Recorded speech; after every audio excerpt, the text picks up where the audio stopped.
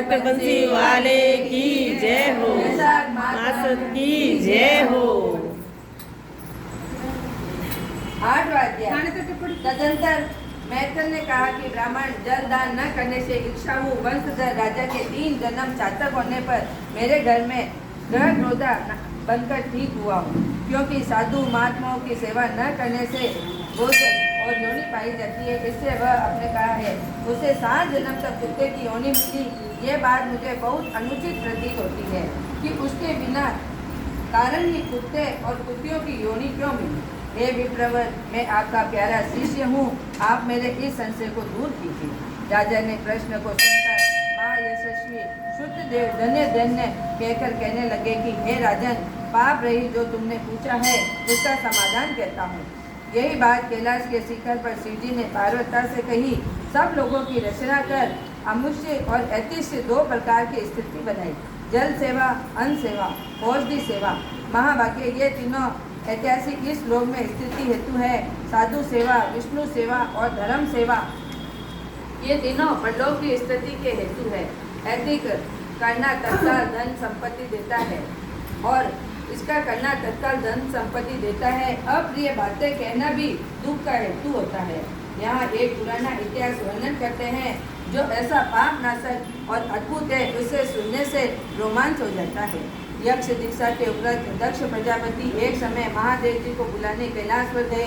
उन्हें देखकर उन्हीं की भलाई सोचकर महादेव जी ने उठकर आदर नहीं किया। शिव जी ने सोचा मैं संपूर्ण देवताओं का गुरु हूँ। स्वामी सेवक के आगे आने पर पति स्त्री के लिए, गुरु शिष्य के लिए नहीं उठते। जो स्वामी स्वयं वृद्धदायिनी और उठते हैं उनकी आयु, धन, यश तत्काल ही नष्ट हो जाते हैं। इसलिए मुझे उठना उचित नहीं है। ये मेरा प्यारा ससुर है। ऐसा विचार कर दक्ष प्रजापति की भलाई सोचकर महादेव जी आसन से न उठे।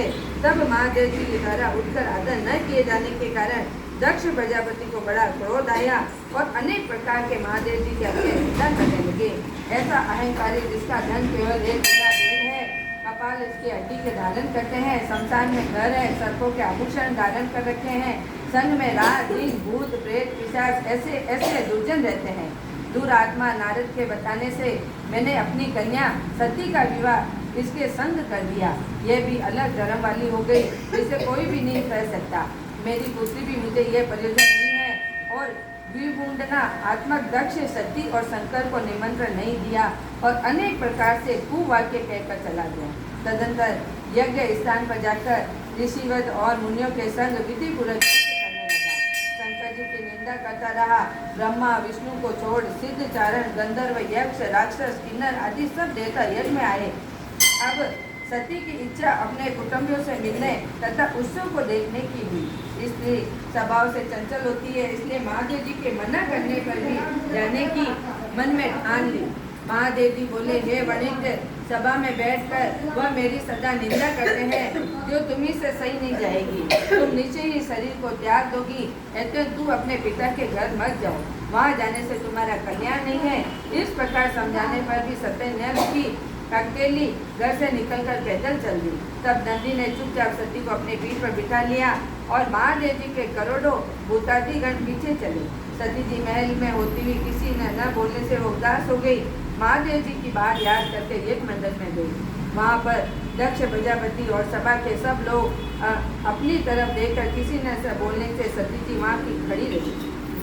रुद्र की आहुति तब तक पिता की चेष्टा देखती रही। तब दक्ष ने रुद्र को छोड़कर आहुति दी तो सती की आंखों में आंसू भर अकुलाकर बोली, बड़ों का अपमान करने से कल्याण नहीं होता। तुमने रुद्र की आहुति नहीं दी है। ये जिसमें ऋषि मुनि महात्मा इकट्ठे हैं, उन्होंने भी तुम्हारी दुष्ट बुद्धि दूर नहीं की। विधाता इसके भी मुख ज्ञाता होता है। सती की ऐसी बात कहने पर सुवा देवता मुख फाड़ हंसने लगा। शुक्राचार्य दाढ़ी और मूछ फड़फड़ाने लगे। बहुत से भुजा पांव और कक्षाओं का फड़फड़ाने लगे और दक्ष निंदा करने लगा। उनकी बातों और पति की निंदा सुनने का प्रायश्चित करने के लिए क्रोध से लाल हो शरीर त्याग करने के विचार से सबको देखते देखते सती होम की अग्नि में प्रवेश कर गई। सती के गिरते ही उसे बड़ा ही हाहाकार मच गया। महादेव जी के गण भागकर शिव जी के पास पहुँचे और सब कथा कह सुनाई। शिव जी ने ये सुनते ही उठकर कालांतक के समान क्रोध से एक जटा उखाड़ पृथ्वी पर दे मारी, जिससे बड़ा बलवान महाकाय रुद्रवत उत्पन्न हुआ। उसके सहस्त्र भुजाएं थी, रूप यमराज के समान था। वह महादेव जी के सम्मुख हाथ जोड़कर कहने लगा, क्या आज्ञा है? ये सुनकर रुद्र भगवान क्रोध से अपने सम्मुख खड़े हुए वीरभद्र से बोले कि तुम बड़े बड़े बलवान भूत गणों के अपने साथ ले जाकर मेरे निंदक का नाश कर दो। इसके कारण मेरी प्रिया सती को शरीर त्यागना पड़ा। महादेव जी की आज्ञा पाकर यज्ञशाला में पहुँचे। देवता, असुर, मनुष्य आदि सब सुबटों को मार गिराया। उषा दांत उखाड़ डाले और दुर्वतात्मा प्रभु की दाढ़ी मूंछ उखाड़ डाली। जिसने जो जो अंग पड़काया था वही अंग वीरभद्र ने उखाड़ उखाड़ कर फेंक दिया। दक्ष के सिर की रक्षा प्रभु के मंत्र बल के कारण बड़े उद्योग करने पर भी सिर न कटा। तब रुद्र ने स्वयं आकर उस दुरात्मा का सिर काट दिया और यज्ञ में जो आए थे उनका संहार कर गणों सहित कैलाश को चले गए। मरने से जो बचे थे वे ब्रह्मा जी की शरण में गए। उनको सन में ले ब्रह्मा जी कैलाश पहुँचे।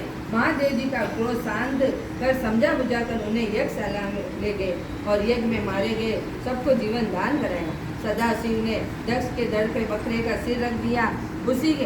उसी से उसकी प्रसन्नता के लिए बकरा किया। बकरे की दाढ़ी प्रभु जी के मुख पर लगा दी और पूछा, जहाँ तहाँ अंग लगाकर उसके सिर जोड़कर उसका कल्याण कर दिया। दक्ष का यज्ञ पूरा कराकर देवता अपने अपने स्थानों को गए। शिव जी निष्कष्ट ब्रह्मचार्य व्रत धारण कर गंगा के तट पर पूर्णांग वृक्ष के नीचे तप करने लगे। दक्ष पुत्री सती ने हिमालय के घर में उसकी स्त्री मेनका के घर से जन्म लिया और वहीं पर उसका पालन पोषण होने लगा। इतने में तारकासुर नामक एक राक्षस उत्पन्न हुआ। परमेटी ब्रह्मा वर पाया और सिवाय रुद्र के महाबली पुत्र के तू किसी को नहीं मरेगा। ये बात सुनकर सोचा कि शिव जी की कोई स्त्री तो नहीं है, पुत्र कहाँ से होगा। वह सब लोगों और देवताओं को सताने लगा। तब देवताओं ने दुखी हो ब्रह्मा के शरण ली। ब्रह्मा ने देवताओं को समझाया कि रुद्र भगवान की पत्नी सती ने पहले अपने पिता के यज्ञ में शरीर को त्याग कर अब हिमाचल के घर में जन्म लिया है। उसका नाम पार्वती है और रुद्र भगवान हिमाचल के शिखर पर घोर तप कर रहे हैं। इस तरह पार्वती पाणिग्रह रुद्र भगवान की कराना चाहिए। ब्रह्मा के ये वचन सुनकर सब देवता इंद्र को लेकर अमरापुरी में गए। बृहस्पति जी की सलाह से अपने कार्य सिद्ध करने के लिए इंद्र, नारद, कामदेव को बुलाया। उन दोनों को बुलाकर नारद ने हिमाचल के पास पहला भेजा कि अपनी पुत्री जो दक्ष की कन्या थी अपने शिव जी की पत्नी को नियुक्त करें। और नारद जी ने ऐसा कहा, वैसे ही करने चले गए। फिर कामदेव ने कहा कि देवता और महादेव जी के हित के लिए वसंत ऋतु के संग लेकर रुद्र भगवान के तपोवन चारों और मनोहर वसंत ऋतु का विस्तार करो। यहाँ पार्वती महादेव जी के पास पहुँच जाए। यह धनुष बाण चढ़ाकर ऐसा मारो कि महादेव जी मोहित हो और संगम करने के कार्य पूरा हो जाए। कामदेव की आज्ञा लेकर बसंत ऋतु में अपनी स्त्री रति अनुचरों को संग ले उस और शीघ्र ही अपनी शक्ति समय बसंत ऋतु उत्पन्न कर दी, जिससे चारों ओर वन शीतल मंद सुगंधित वायु चलने लगी। देवता उसी समय महादेव जी भी पार्वती की सेवा से प्रसन्न हो गोदी में बैठाकर कुछ कहने लगे। तब कामदेव ने प्राण प्रिया के संग को उचित समय जान महादेव जी के पीछे वृक्ष की ओट में एक बाण छोड़ दिया, जिससे महादेव जी मन चंचल हो जाने से व्याकुल हो इधर उधर देखा तो कामदेव दिखाई पड़ा। क्रोध से अपने मस्तक के तीसरे नेत्र को खोलकर पार्वती को दूर करके ऐसी तीक्ष्ण अग्नि प्रकट की कि सब संसार भयभीत हो गया। उस अग्नि से धनुष बाण सहित कामदेव को विषम हो गया। देवता अपने कार्य को सिद्धि समझकर तथा प्रसन्न के रीति भयभीत होकर भाग गए। पार्वती डर के मारे आंखें बंद कर दूर हट गई। महादेव जी अंतर ध्यान हो गए। हित की इच्छा करने वाले देवताओं को कुछ फल सिद्धि प्राप्त नहीं हुई, उल्टा अनर्थ हुआ। जो कोई साधुओं के संग दुष्टता करता है उसका कहना ही क्या। इसी प्रकार साधुओं की सेवा न करने से ईश्वरों के पुत्र ने दुख भोगा और अनेक बुरी योनियों में जन्म लिया। जो रात दिन पुण्य चरित्र रूपी इतिहास को सुनते हैं वे जन्म मृत्यु बुढ़ापा आदि से निसंदेह छूट जाते हैं। बोलो विष्णु भगवान की जय हो। बोलो वैशाख माता की जय हो।